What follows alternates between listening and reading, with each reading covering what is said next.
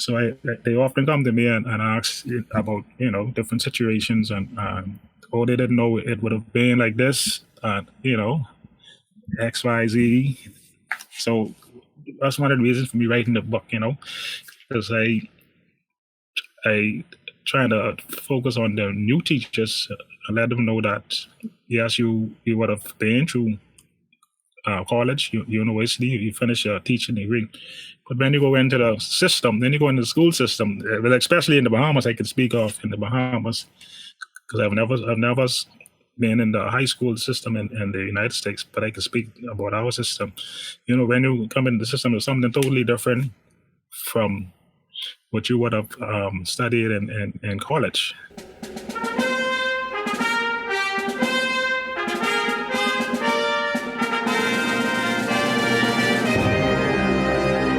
Hello, everyone. Welcome to Everything Band, a podcast that features conversations with composers, conductors, and performers of music for winds and percussion.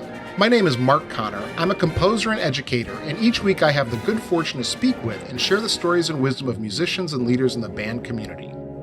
Are you planning to travel with your group sometime soon? If so, please consider my sponsor, Kaleidoscope Adventures, a full-service tour company specializing in student group travel. With a former educator as its CEO, Kaleidoscope Adventures is dedicated to changing student lives through travel, and they offer high-quality service and an attention to detail that comes from more than 25 years of student travel experience. Trust Kaleidoscope's outstanding staff to focus on your group's one-of-a-kind adventure so that you can focus on everything else. The Everything Band podcast is a proud member of the Music Teachers Development Podcast Network. The Muted Network provides support in the form of audio-on-demand programming designed by and for music educators. You can find more information about our network at mutedpodcasts.com. Before we begin, I'd like to thank all of you for listening. I appreciate your time and hope that you are finding value from these interviews. I rely on word of mouth and social media to bring the show to new listeners. If you think you knew one or two people who might find these interviews useful, please let them know about it. You can also help by following me and sharing posts on Facebook, Instagram, Twitter, and YouTube. Remember, help your students live up to the best that is in them through music. And now on to my next guest, Oscar Dames. Hi, Oscar.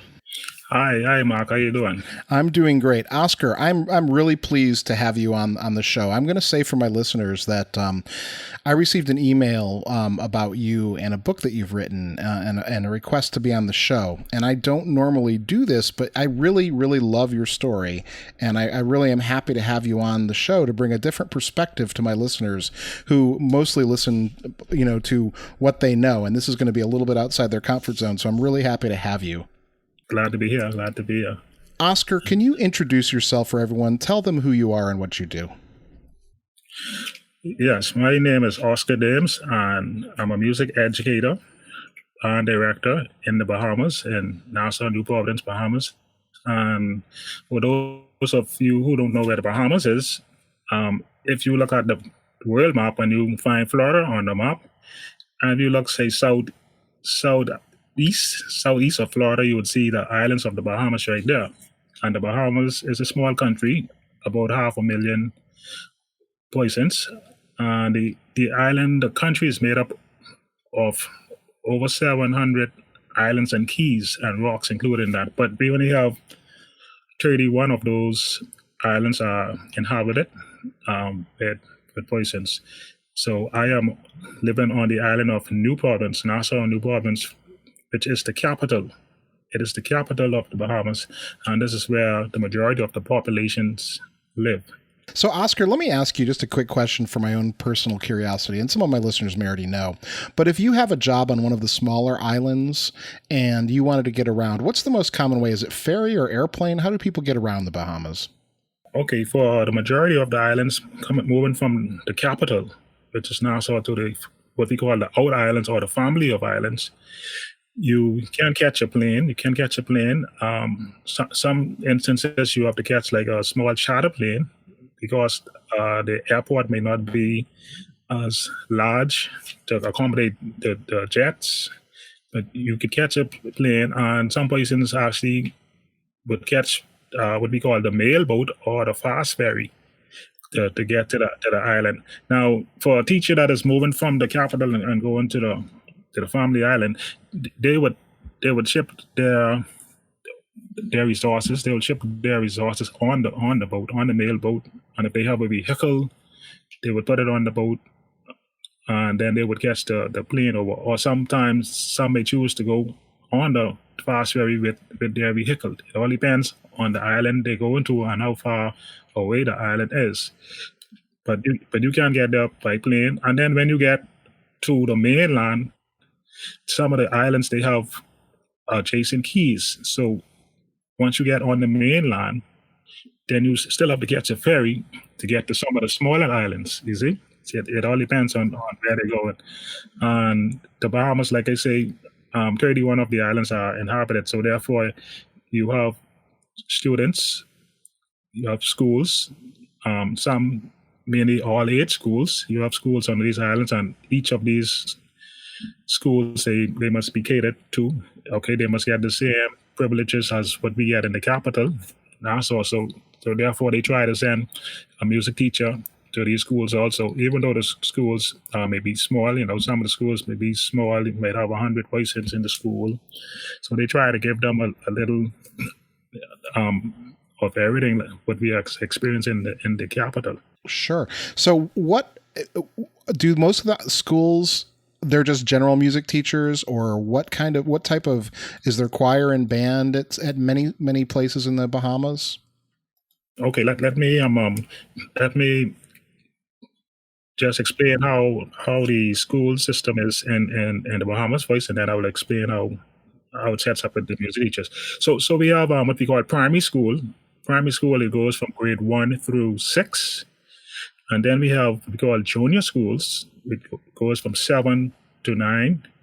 And then we have the senior schools. It goes through from grades 10 through 12.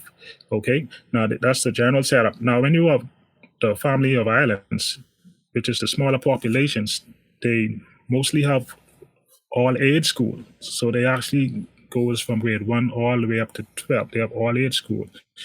And with these schools, they try to have, like in a primary school, you basically have one music teacher, and that teacher most likely would be a general teacher, because they teach choir and recorder, okay, introduction band instruments.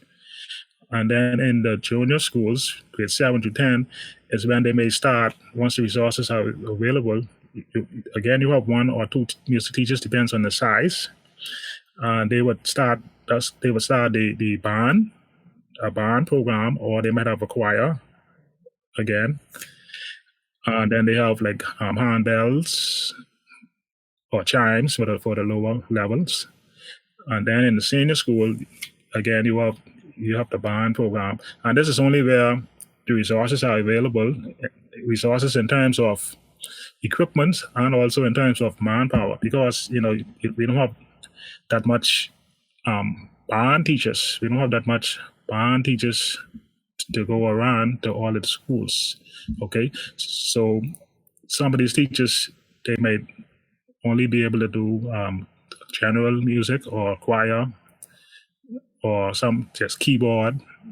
Okay, now 1 or 2 of the primary schools, you have like 1 or 2 might have a string program where they start to teach them how to play the violin. Okay, and then on 1 or 2, they may introduce the band program like from grades 5 and 6. Once the band teachers in the primary school, because most likely the band teachers, they will normally put them in the junior and senior schools, not in the primary. But in some cases, you may have a band teacher that's in the primary school, and if they have the resources, they would start a primary program.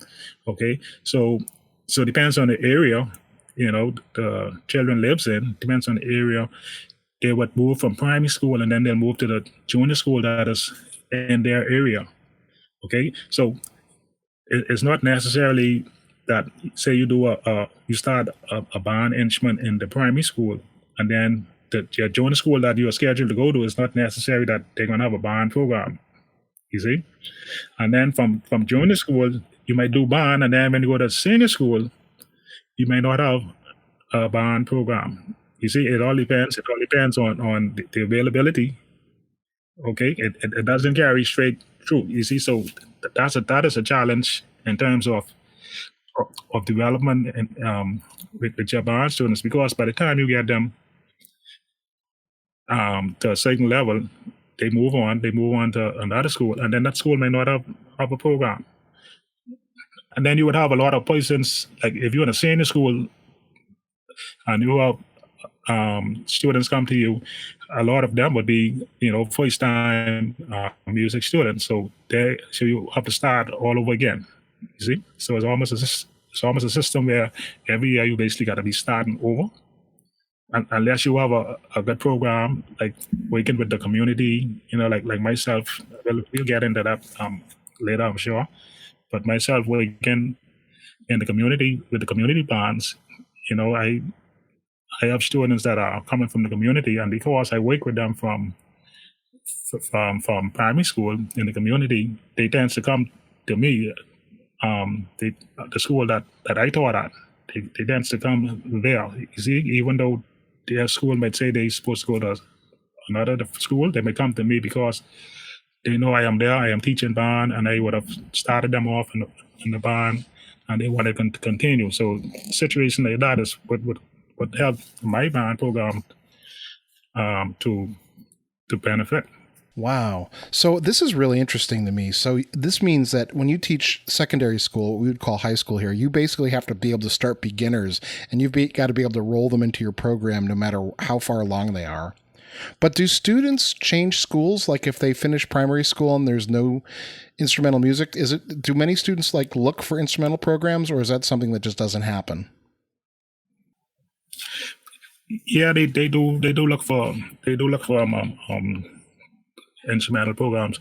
Like I say, for example, okay, you might be in a primary school where there's no band program. You doing music, the primary level, you do music, you do, like I say, it's maybe choir, general music, recorder, okay? But some of those students, they may be in a community band, okay? They may be in a community band. The community band would be more consistent. It'll be more consistent than I think with a school band, because the school band, it depends on the availability of the teacher and what school. It depends on what school you go into.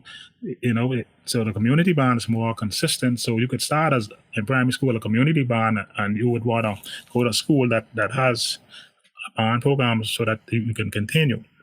You see, that's how it works. But and then with the primary school kids, sometime like I taught in the high school. I taught in one of the high schools in New Providence, and we would perform at other schools. We would perform at primary schools, and then the primary school students, they would come up to the band. They would come up to the band members. They look at the instruments. They would be fascinated. And then they start to question you. Oh, I want to be in that band. I want to go to that school. You see, so this would be in their mind while they're in primary school, and throughout the years they would know that, hey, I want to go to that school because I know that school display instruments. They have a band program, so I really want to go to that school. I have a lot of questions, Oscar, but I sort of got out of order. I need to ask you about your background. So when you were a kid, how did you get into music yourself? What was that like? What instrument do you play, and how did you start? When I was in primary school, like I said, we did choir. We did choir. I don't remember doing recorder in my primary school. I know we did choir. That's the only thing I can remember, the music in choir. And in grade 6, that's the last grade level in the primary school, one of my friends, his mother was the music teacher, and he used to go to piano school. Because after school, like while they waiting after school, he'd be in the music room, he would go on the piano, he would play, and then I would watch him play, and through questioning him, he said he goes to music school. So I said, well, I want to go to music school too, but I wanted to go and play drums. So I asked my mother, if I could go to music school, and I told her I wanted to play drums. So she said, yes, I could go, because where she worked, there was a music school situated across the road from where she worked. So she said she will enroll me there. But she said I wouldn't be able to play drum though, because she wanted me to play the piano, or get a keyboard, because in her mind, they said that, hey, a keyboard player will always have a job. The church is always looking for keyboard players. So I think you need to learn to play the keyboard. So that is when I started to play the piano. But that lasted maybe a year. That maybe a year, because the school had a lot of students at the time, and by the time my mother got off from work, she had to wait a long time for me to finish my lessons. So she said, "Okay, I'm going to move you to another school." But that never happened. That never happened. I stopped going to that piano school, and that never happened. So I went on to junior school. I did music there, but it was just basically general music, where we did theory. Okay, there was no band program was there. And then when I went from junior school to high school, or senior school, we call it, in grade 10, that is when I started to play an instrument. And there was no band program at that school either. Okay, all we did at the school at the time was choir and general music and some keyboard, but there was no band program. But there's a community band. This is where I got my started in a community band called the Royal Ambassadors Band. Okay, that is where I got my introduction to music, and I got my wish. I started in the band. I started on percussion. I started to play the cymbals. Okay, and I did a couple of parades, because in the Bahamas we do a lot of marching parades. Like we do more marching parades than concert. So I started on the cymbals, and I was learning drums at the same time. But I played the cymbals, and then until I was ready to march on the road with the drum, with the snare drum. And so I learned the snare drum, and I started to march with the snare drum. And then after that, the band director of the Royal Ambassador Band, who's Mr. Philip Cooper. Mr. Cooper said that we want to move some of the drummers. We're going to move some of the drummers off the percussion line, and we're going to put them on wind instruments, because he just bought a few clarinets. He bought a few clarinets, and so we say he's going to move some of the drummers off the percussion line. And that is in the Bahamas with bands, we tends to move students from the percussion line. We let them start on the percussion instruments, and then we move them on the wind instruments. So that's almost like a little standard with the community bands. It's kind of backwards from what we do. Yeah, we start them on percussion. We say, over here we have he said we have rhythm, natural rhythm.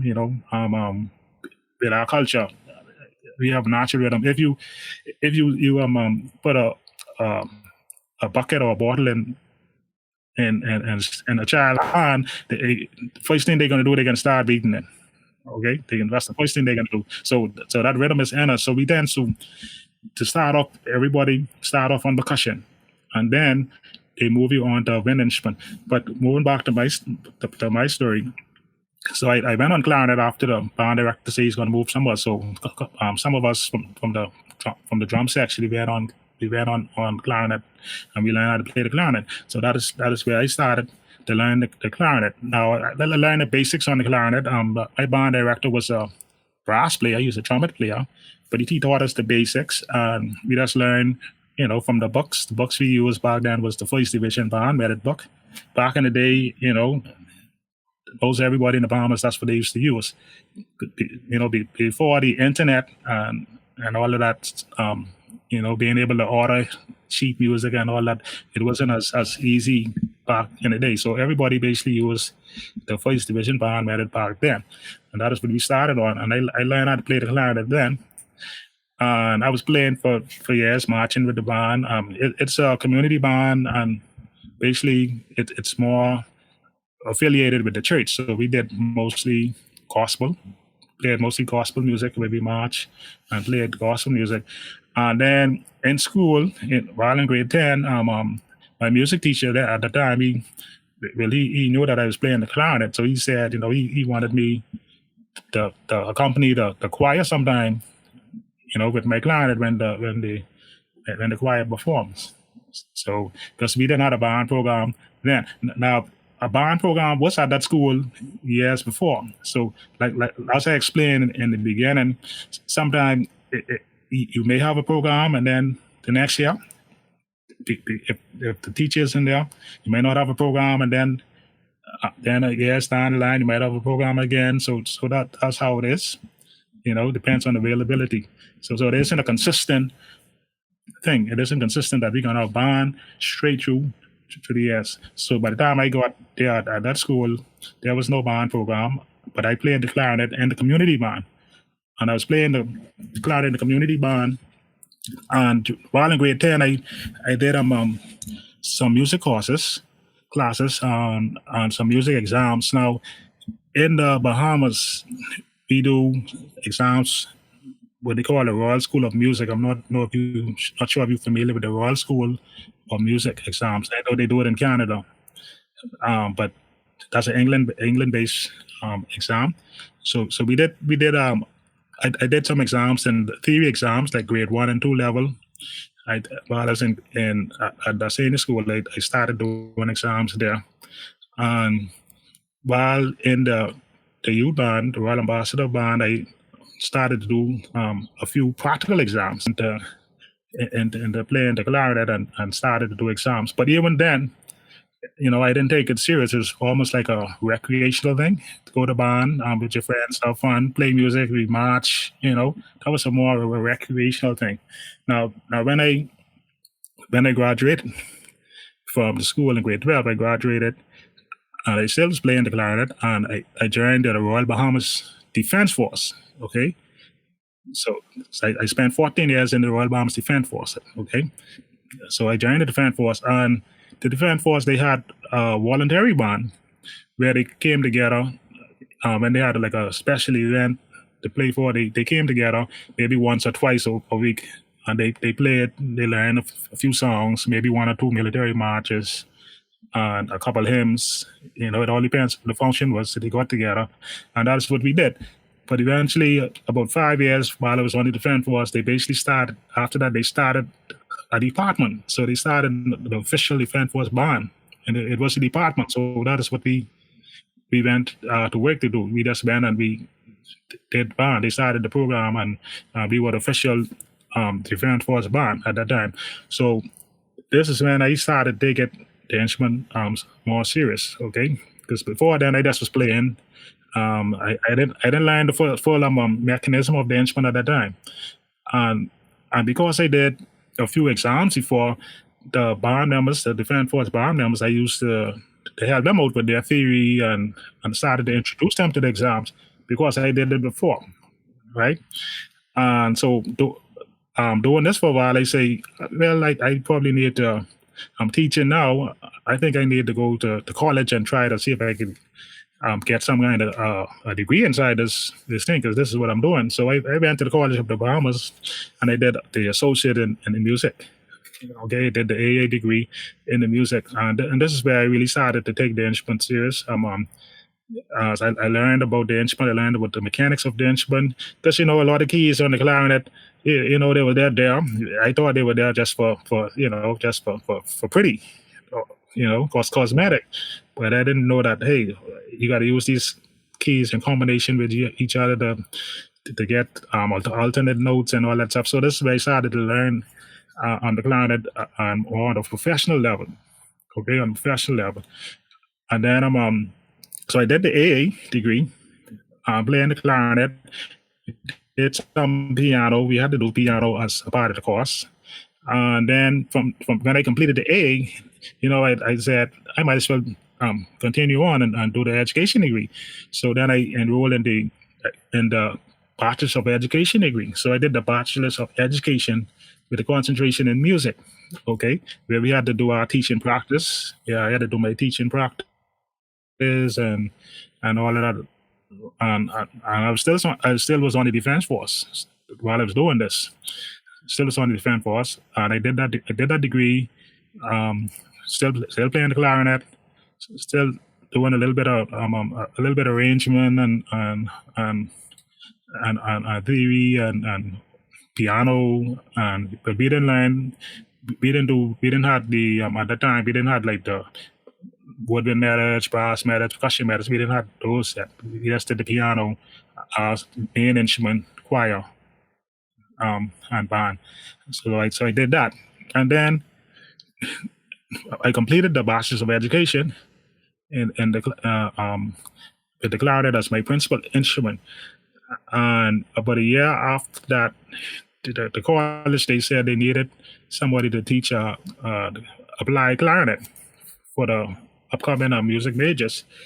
And that is when I started with the College of the Bahamas as a part-time lecturer teaching applied clarinet. So I used to teach applied clarinet from 2000 and that was about 2001 until now.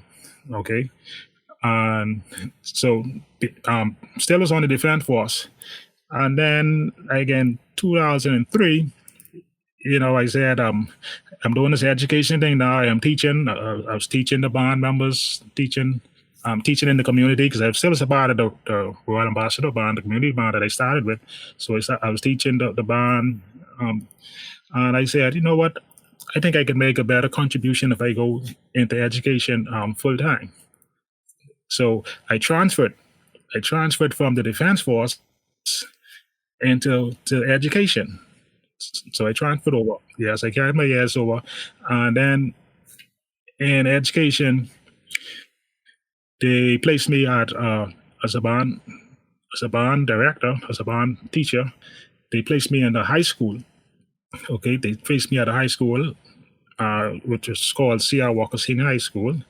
So that's the school I've been at. And I've been at that school teaching music for about 12 years. And then 2 years after that, I went into administration at the same school. So I was at that school 14 years.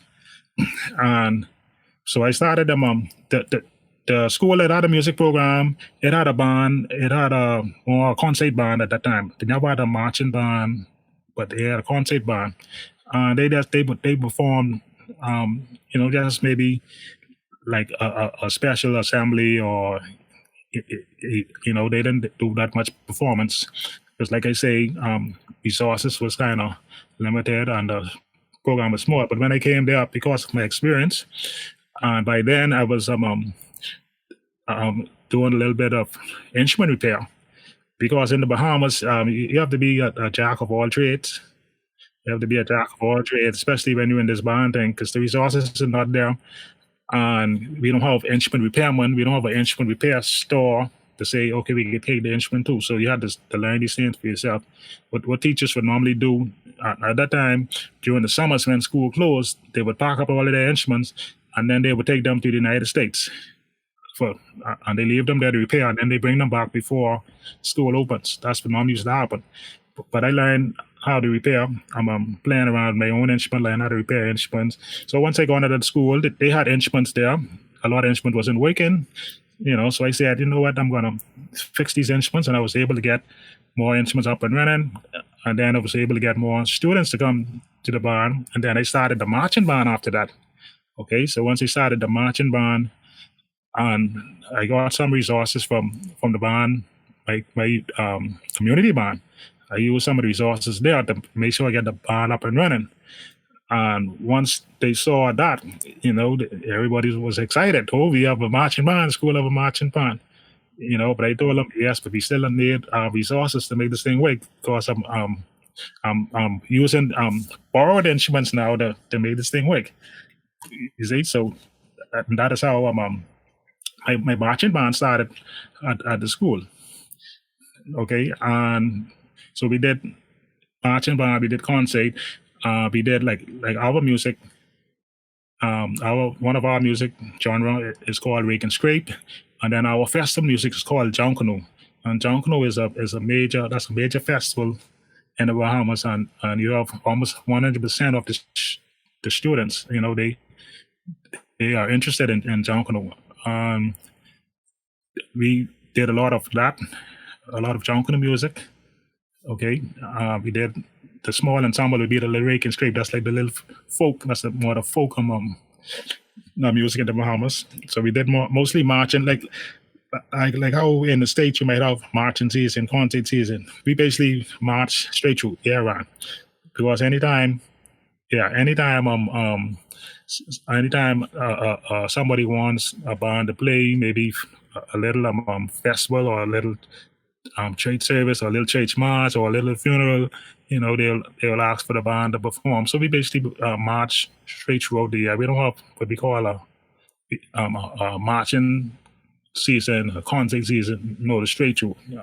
I mean, you have little regattas, little festivals. They request for the band to perform, and that is what we do. And then sometimes we will do what they call the jonkono. The jonkono is basically on the percussion section. They would basically put down their snare drums and the cymbals and the chords and all that, and they'll pick up the what we have to like goatskin drums. We have tom toms. We have the cowbells. They'll pick those up, and then the horn players, they would provide the melody for that music session, right? And that's what we call jonkono. So we do a lot of that. Okay, yeah. So now I'm with the school band. Like I said, we did concert with the school band. Basically, concert we do basically at least one per year, and this would be like during the first semester. So it'd almost be like a Christmas concert, so to speak. Some places they may do two, they may do one in the spring, but we basically will do one concert, yeah, and that's concert, and this is where we would with the sheet music, we'd order the sheet music based on the band and based on the instrumentation we have. Because we in the Bahamas, we didn't have all of those exotic instruments and like oboes and bassoons, and we didn't have all of that stuff in our band. Basically had the trumpets and the trombones, clarinets, saxophone. Sometimes you may have French horn. Okay, so all of those percussion instruments, like the xylophone and the marimba and all that, we didn't have those stuff. One or two schools may have the timpani, you see. So when we ordered music for our concert, I had to normally, you go and you listen to the different catalogs and listen to music and see what they have instrumentation for, and see what could work for the band that we have at that time. Okay, and I know most of the arrangements that they all do. He was an arranger, composer.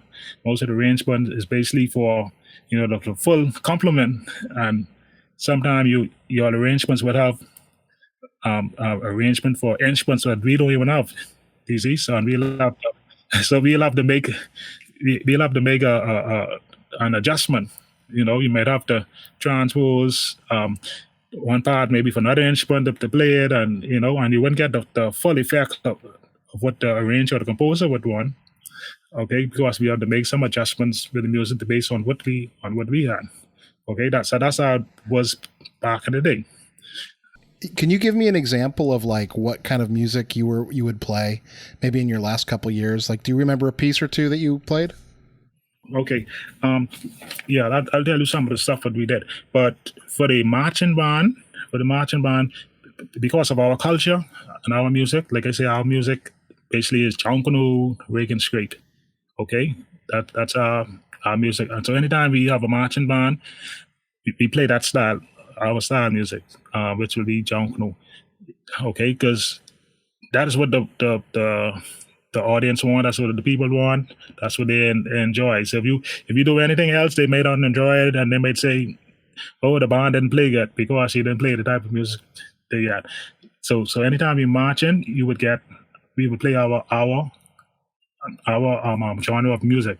But when you have the concert, this is when they would expect that they playing arrangements from other persons. So, and like I say, the way we choose, or the way I did it, choose music to play. First of all, we had to look at the instrumentation that you have, and you go and listen for the occasion. First of all, you have to look at the occasion that you're playing for, and then the instrumentation that you have, and then you have to listen through the catalogs of music and see what might fit your band. Okay, and so over the years I did stuff by Michael Story, James Spurgeon, Richard Williams, James Colonel. So I did stuff.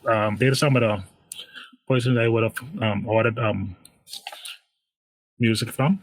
So I'm really curious because, you know, as you talk, I'm really like trying to teach myself about Junkanoo as you're talking and rake and scrape as you're talking. How so you said that the kids would just switch instruments to play more traditional Caribbean Bahamian instruments. So they would be playing multiple things. Is that correct? They would say, okay, like the percussionists in the marching band, they would switch from the marching instruments, the march percussion instruments, and they would switch to the Junkanoo instruments we have what we call the goat skin drum or cow skin drum. These are the drums that are made from the goat skin and the cow skin. Okay, and then what we call tom tom. When we say tom tom, do you see the floor tom on the drum kit? The floor tom on the drum kit is what we would use, and we call it a tom tom. You put a strap on it, and it goes across over your shoulders, over your neck, and that's how you carry it. You put a strap on it to carry it over the shoulder, and you play it with your two hands. Okay, and with the goat skin drum, the same thing. And then we have the cowbells. The cowbells they have the tongue inside it. Okay, it have the tongue inside it. So when you shake them, you get that shaking noise because they have a tongue inside it. Okay, so we have the tom tom drums, we have the goat skin drums, you have the cowbells, and then the other percussion instrument they would play what we call like fog horns or black horns. Okay, these are horns that you would blow just for rhythm. They're not melodic, they're rhythm, and then the whistles, and that would be the percussion section for Junkanoo. And then you put what we call the brass section, even though it includes the woodwind instruments also, but we say the brass section, they would be in front of the percussion section, and that'll be the music for the Junkanoo parade. But Junkanoo is also consists of not only music, it's heavily costume and dance. Okay, beautiful costume and dance. If you think about carnival, Junkanoo, it's something like that, but we don't have like in Trinidad they have music on the trucks. No, we have live instruments. The persons are on the streets and they are walking with these instruments, they're marching with these instruments, they're playing, and then they have costumes are made of cardboard and it's covered with crepe paper. All right, beautiful colors, and then it is decorated. So when you look at Junkanoo and you see the costumes, they are basically made from cardboard and it's form. Okay, we have Junkanoo artists. They learn over the years how to form these cardboard and make different shapes, and you put the wire inside it. Okay, that is the Junkanoo Festival, and that is what a lot of our students they enjoy the Junkanoo because we had we have something we call the senior Junkanoo. That's with adults parade, and then for the school we have a junior Junkanoo. Okay. So my school performed in the junior Junkanoo for years since I was at C.R. Walker School, you know, and we actually won the most consecutive parades over the years, 5 consecutive best Junkanoo parades. Yeah, but if you would go on YouTube and you put in Junkanoo, you will get an appreciation for what it is because the costumes are large costumes and you know beautiful costumes. I can't wait to do that, Oscar. I'm like waiting to do that when we're done here. Yeah, you look at Junkanoo, you're gonna get the full thing of what it is. Okay. So Oscar, you have a book called Oscar's A+ Band Director's Guide, a veteran band teacher's guide to teaching music that you just released. And so it's got all of these things in there. And so can you talk about that project? Why did you decide to write a book? Okay, yes, I decided to write this book because as I mentioned that I am a part-time lecturer at the University of the Bahamas. And even before being a supervisor for the music education students, before being a supervisor, while I was teaching in C.R. Walker, the high school, the head of department, the music teacher there, she was one of the persons who did supervision for music education students, and she would sometimes she would tell me, Mr. Dames, can you go to the school for me? And I want you to observe a teacher.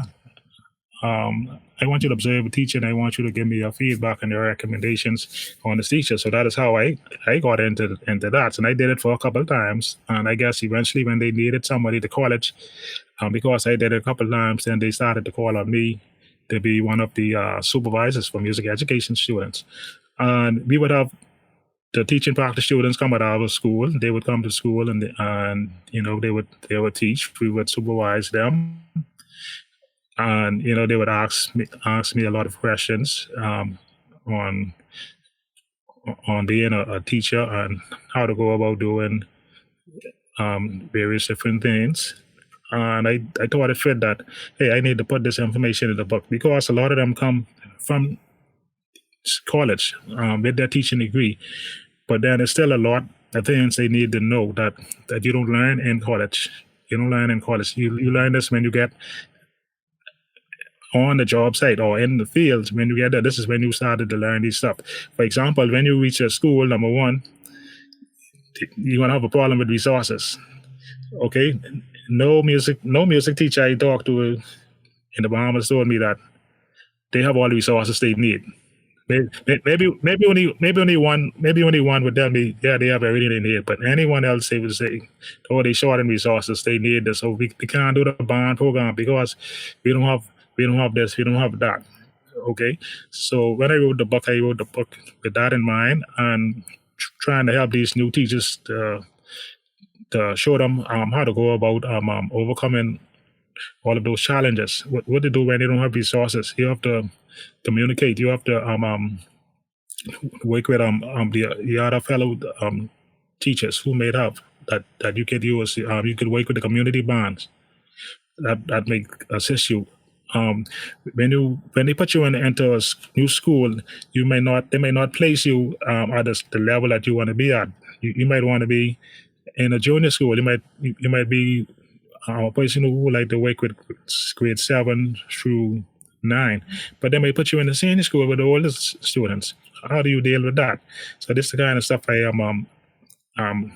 wrote the book for, to help these students and to show them that, hey, when you get into this new environment, in this new school, some things you're going to need to do. What they don't teach you in college, you're going to need to know how to work along with your fellow teachers, okay? Because of the resources and because of the spacing, that might even be a problem. Your band class may be next to another class, okay? And how are you going to deal with that when the other teachers complaining that, oh, I cannot teach or I cannot hear myself? Because those band students over there making all kind of noise, So how do you deal with that? How do you deal with the person that the principal that's in charge of school? How do you deal with them when they say, we don't have any resources for this, we have to put the resources in and the other things? Okay, so this is why I wrote this book, especially for these new teachers. Now the veteran teachers, they can get information from the book too that would give them some ideas on how to do some things also, because you're always learning. You're always learning. What I notice, every experience is different. Even a new teacher coming into school, they might experience something that you never experienced, and you've been teaching all of those years. You see, so there's always something to learn. There's always an idea that you can use that somebody didn't use before. Okay, and so the book gives the new teachers a guide and how to go about building your program. Okay, how do you build your program? How do you get resources? Okay, how do you set up your class? How do how do you run your class? Okay, what do you do with the furniture? Maintain the instruments. That's what the book is basically all about. The book doesn't go into specific instructional teaching the instruments. That'll be another book, but it really gears toward getting you set up, because while you're in college, you would have done your woodwind methods and your brass methods and your percussion methods. You would have done that and learn how to work these instruments, how to work around these instruments. So the book gears towards teaching you the other aspect of being a band teacher in the schools. I went through it and read passages of it and read chapters of it, Oscar. And to me, it's very much an interesting book for someone. It's interesting for me as someone who's taught for a long time, because I recognize everything you're saying and things that like I've thought about. But it's really great for someone who hasn't taught yet, who it just gives you a really good sense of what it's like to be in that classroom. And I love some of the tips that are so specifically Bahamian, that like the one you have in your great rehearsals where you talk about, if you don't have enough instruments, if a student does something, like if you have a discipline problem, they don't get to play and someone else gets the instrument. Oh yes, that works. I found that I did it as an experiment. Just being in the class. And sometimes we always have a shortage. More often than not, we have a shortage. And you would have, like, you might have, say, only 5 trumpets, and you get 6 trumpet players there. So one person will have to sit on the side and wait, and they will have to take turns playing the instrument. Okay, everybody have their mouthpiece, and they will take turns playing the instrument. So if a trumpet player, if they make a mistake, or they play out of turn, or they being disruptive, not paying attention, and then that's the opportunity where I would take the instrument from them and give it to the other student that is not playing. And that is something they don't like, because everybody wants to be playing on the instrument. And that student that don't have an instrument, they would be looking out for the other trumpet players to make a mistake. They would be looking out because they want to get that instrument. So they will be looking out to see the first mistake, somebody make, and they would find that out so they could get the instrument. So nobody would try to make any mistake. They would try to be on their best behavior. So I use that as a classroom management to keep them in check. That's terrific. So there's a tip. Take a clarinet away yes, and let it rotate away, through. That's a terrific. So there's a lot of good stuff like that. There's a lot of really useful and practical advice, but there's also a lot of little vignettes like that kind of give me some insight into what it's like in your career in the Bahamas. And it's really different, but really remarkable. I appreciate your time. Yes. So I have just a couple little questions here. We just talked about not having instruments, and you've mentioned it a couple times. How do schools manage instrument inventory, especially in some of the smaller areas? Is acquiring instruments a problem? Yeah. Okay. Remember now, I told you that the Bahamas, we have 31 islands that are inhabited, and they have schools in all these islands. And the Ministry of Education, this about the public schools now. We also have private schools, and they on their own budget and all that. But the public schools, the budget that they have for the performing arts, that is so small. And if you're looking at a band program, instruments are very expensive. So if you want to do a marching program, one sousaphone, that costing you $2,000-$3,000 or more. If you get in the good side, the good the better name brands, or the biggest better quality, they're running you into $5,000. So they're looking at that as one child have a $5,000 instrument, then they can take that $5,000 and buy a lot more trumpets. So we'll have more instruments in and these children are. But this small budget, you have to cater to all of these islands with all of these schools, okay, and everybody, they wouldn't be able to get all the instruments that they need to do the program they want, especially if you want to have a marching band. Okay, that's going to be difficult. And so the teacher, like I say, the teacher have to be innovative and I'm acquiring these instruments. And in the book, I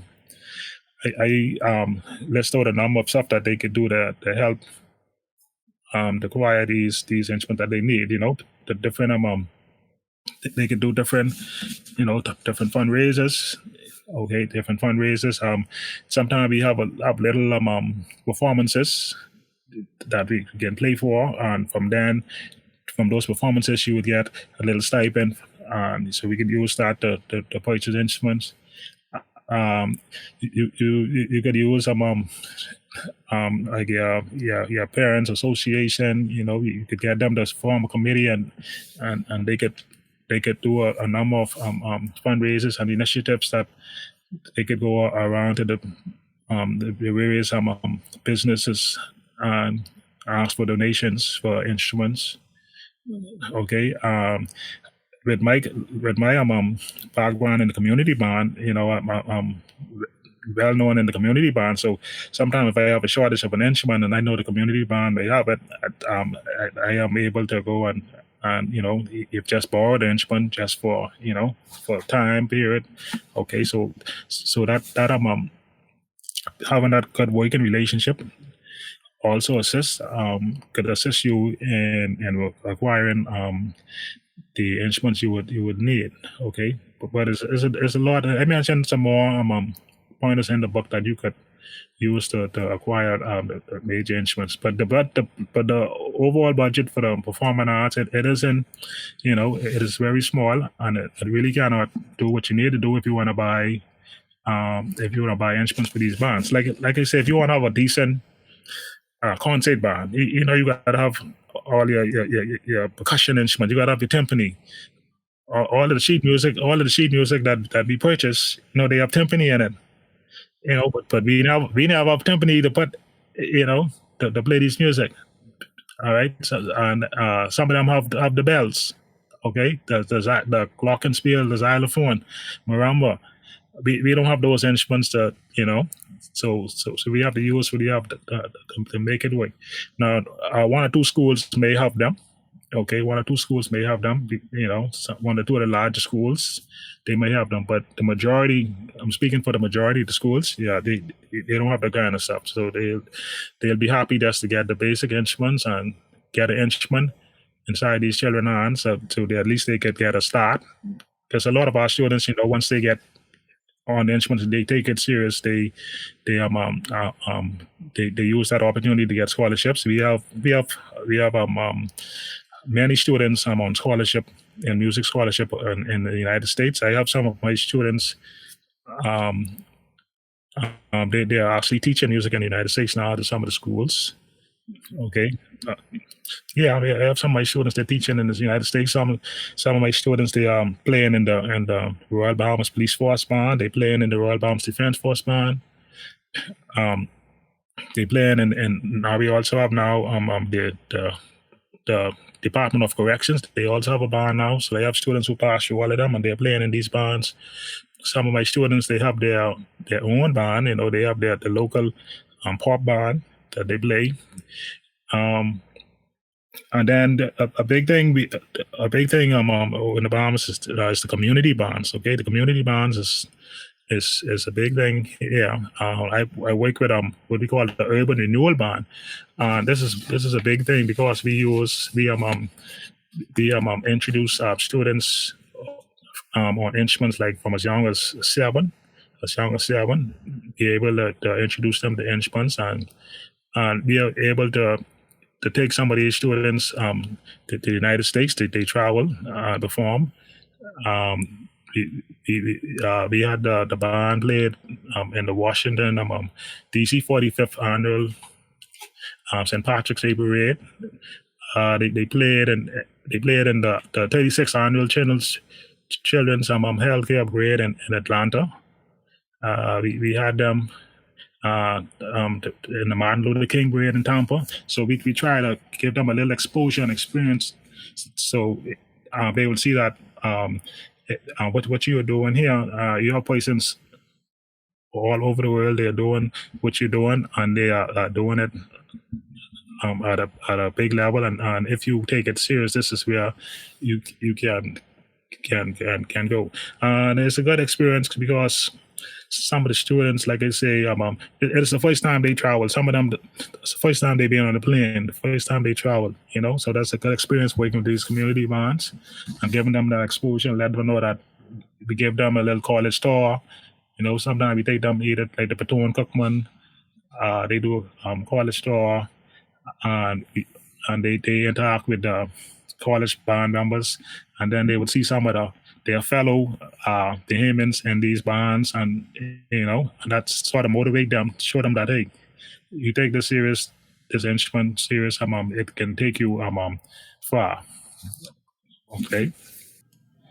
Yeah, it's really cool that you're sharing this. It's so funny when we think of the Bahamas. I don't know, I imagine many Americans think of it as being so far away, but you're probably 100 miles from Miami.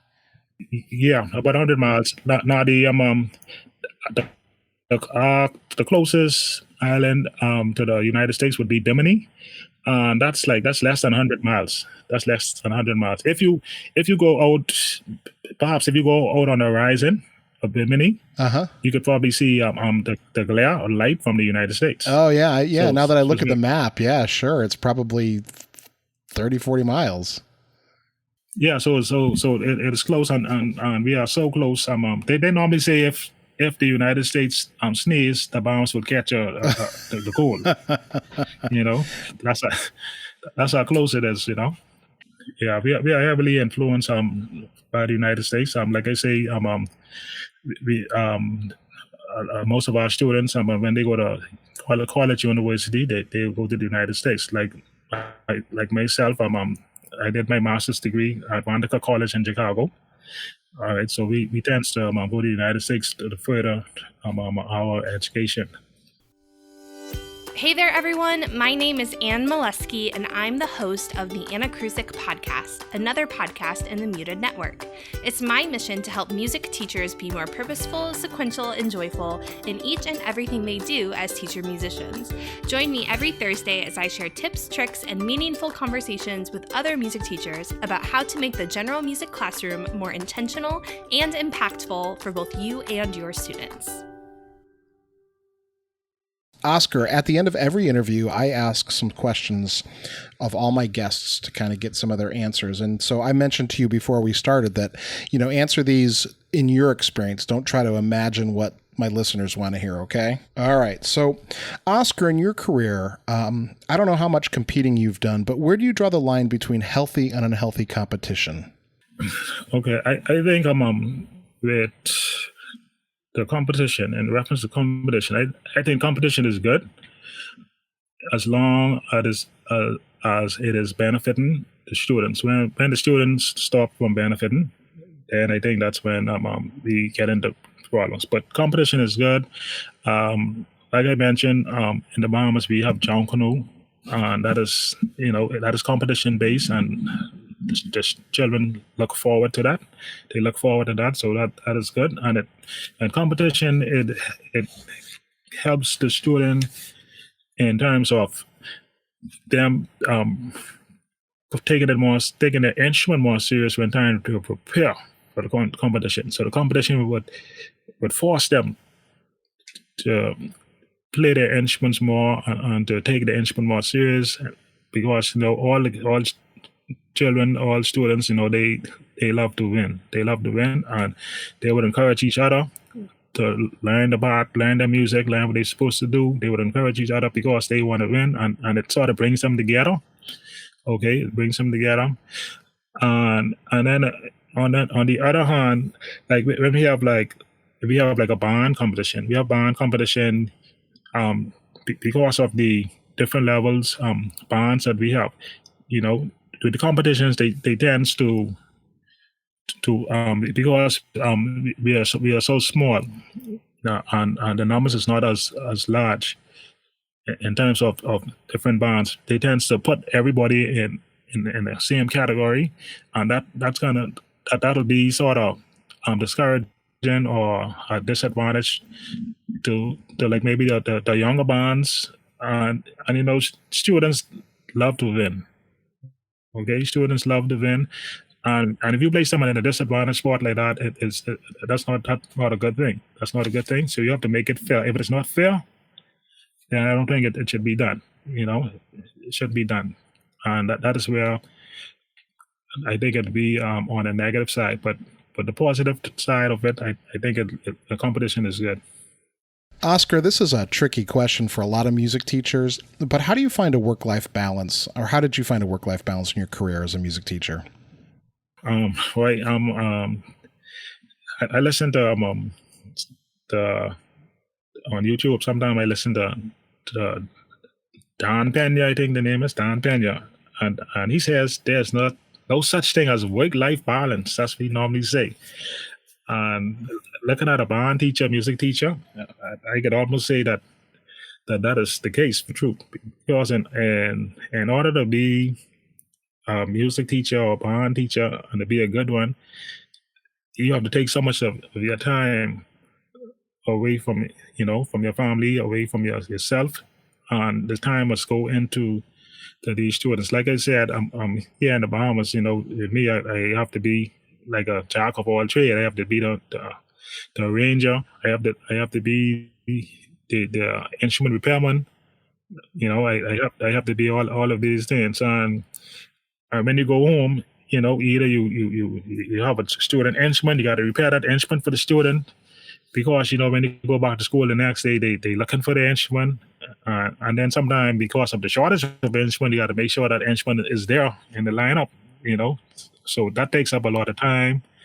That takes up a lot of your time from away from your family, and either you have to do that, or sometimes you would have to maybe cancel out some of your performances because you don't have, the instruments, you don't have that. So you have to make that sacrifice. You have to make that sacrifice as a music teacher.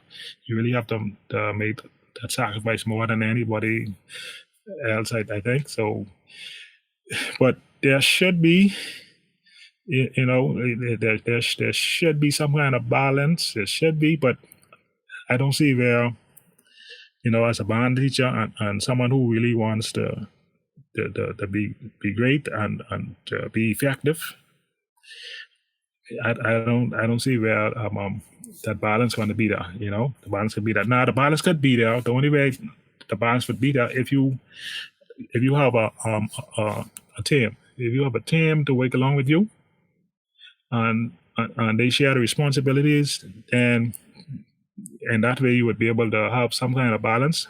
Like in my book, I mentioned using the resources that you have, using the team that you have around you in school, using the teachers, using the security officers, using the parents.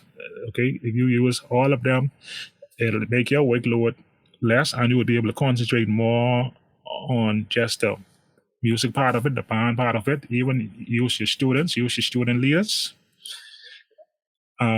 So you would be able to concentrate as a band director. You concentrate on the music, learning the music, and making sure the music is right. And then you put all of those other planning in the hands of your team players. So if you want a balance as a band teacher, I think you have to have a team.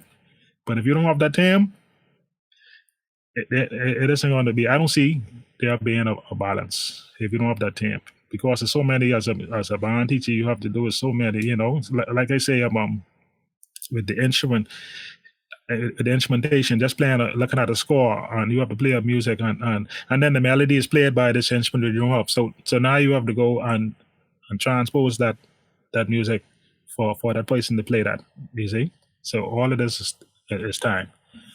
So this question is, I most of my guests are Canadian or American. So this question sort of has a different Well, maybe it'll come out the same. Let me just ask it instead of trying to set it up.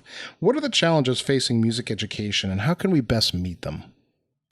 Okay, from my vantage point in terms of challenge, the number one thing there would be resources. It'll be resources, because a lot of teachers they would go to the university, and then a lot of, like I say, a lot of our teachers they train in the United States, and they would come from that experience in playing in the marching band, where you have 100 persons marching in the marching band, and then you're in these large band rooms, and you see 20 sousaphones, and then you have all of the kitchen, all the percussion instruments, and then you add and then develop to a certain song, the certain song, and then you have these the double rate instruments, the oboes and the bassoons and the French horns, and you have all of this stuff, and then you come back home, and you say, okay, you're excited. I'm going to start this marching band. I'm going to start this concert band, and we're going to play these pieces, and then the reality sets in. No resources for you to get all of these things that you want to do. So the resources is the main challenge I think we would have. And then the second challenge I think would be the lack of respect, from certain persons. I would say certain leaders sometimes, lack of respect for the musicians or the music teachers, because some persons, some leaders, they don't know, in ignorance, they don't know what you have to go through, what you have to do in order to set up a decent program.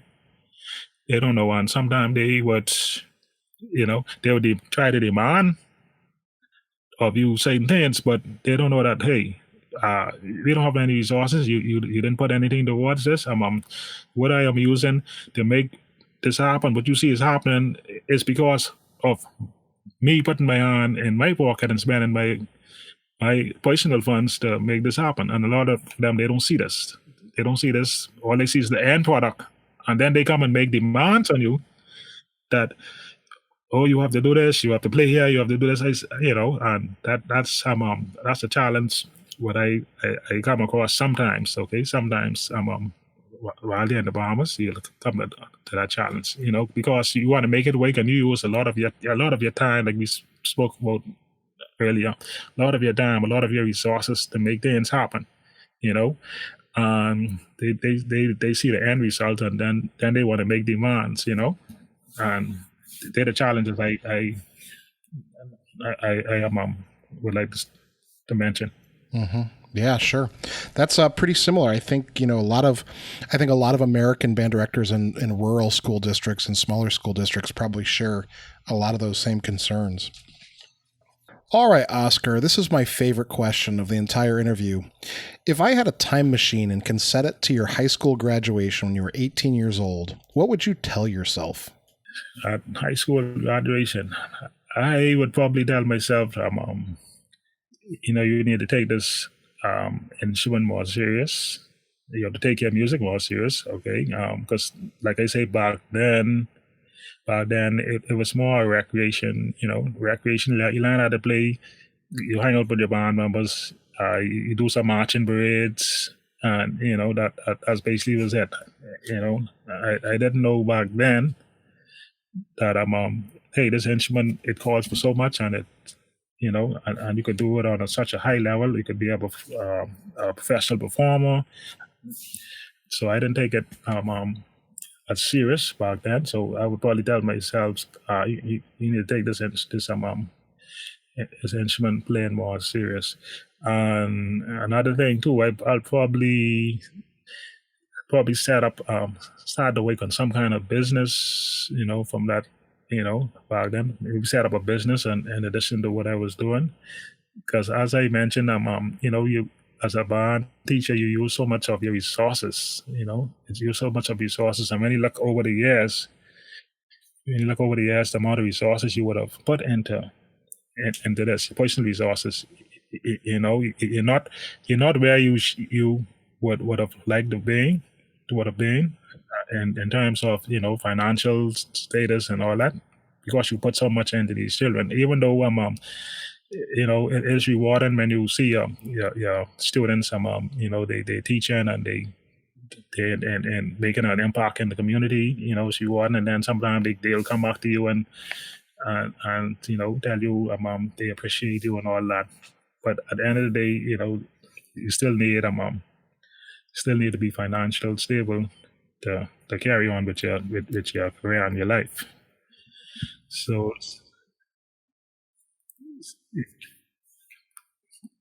yeah, so that's two things I probably would have concentrated on more.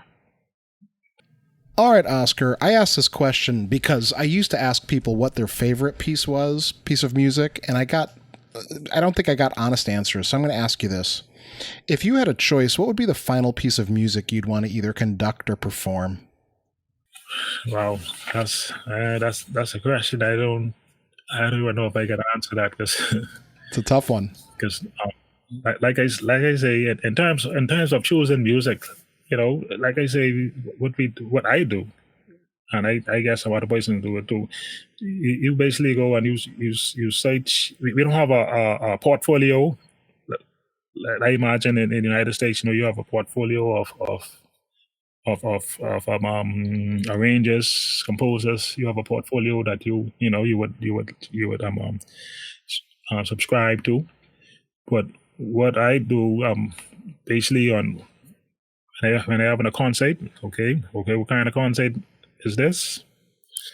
Okay, what do I have in my band at this time? And I go and I listen to different music, and at the level, depends on the level too, the grade level. I go and listen to, and I say, okay, that'll be able to work, because this is heavily for trumpets, and I have trumpets here, a lot of trumpets here. Or the piece calls for a lot of clarinets, and I only have two clarinets in my band, so I can't use that piece. So I would pick through the music like that, and I end up with different composers, different arrangers, and so I don't really have this favorite to say, okay, this is my favorite one. I would, I just whatever sounds good to me, and I'll go with it, But my being in the military and playing in the military band, I really fell in love with marches, military marches, because in the defense force, we are now in the police force band as a reserve. We play a lot of marches, a lot of American marches, a lot of European marches, and I fell in love with them. And I'll probably pick a march, over any arrangement, any day. Sure. Do you have a favorite march? There's so many. Okay. We have I have marches like Waveney and Standard of St. George, and On the Ball, and then you have some of Sousa's marches that we play. I just love them all. Yeah, I love them so much that but my only composition, I did a lot of arrangements, but my only composition actually is a march. It's a march I wrote. I'm called Ponciana, and it is played by the Police and Defense Force Band. They play it especially during our Independence Parade, so they play that in March. So that's my only competition. And, that's because I love marches so much. All right, Oscar. So this is normally where I ask if there's anything coming up, but we already mentioned your book, and I'm going to say it again for everyone. It's Oscar's A+ Band Director Guide, a Veteran Band Teacher's Guide to Teaching Music. And to place this, we're in the middle of the COVID-19 quarantine lockdowns around the world, and you were telling me that before we started that in the Bahamas you have a curfew after 8 o'clock. Is that correct? The curfew starts at 9 until 5 a.m. in the morning. That's through the weekday, and then on the weekend it is 24 hours lockdown. So wow! You cannot come outside at all during the weekend. So from Friday evening to Sunday morning 5 o'clock, there's a lockdown. Wow! All right, Oscar, stay safe and stay healthy. Okay. Just let me give this I my contact. Sure. My contact. You could reach me on www.osdames.com, or you could reach me at my email is oscarseandames@gmail.com, or you could reach me on Facebook, just Oscar Dames. You can find me on Facebook as Oscar Dames. And my phone contact is area code 242-422-0593. Thank you. Excellent. Oscar, thank you so much for your time. I really appreciate the conversation. And thank you, too, for giving me this opportunity, for being on such a prestigious podcast. Don't puff my ego up, Oscar. I don't need that. I mean, the persons you had on, I mean, they are world class, So I really appreciate this opportunity. Well, it sounds like you've had a remarkable career in the Bahamas, and just because we don't know anything about band in the Bahamas doesn't mean that you've done anything less. Appreciate it. Thank you. Appreciate it.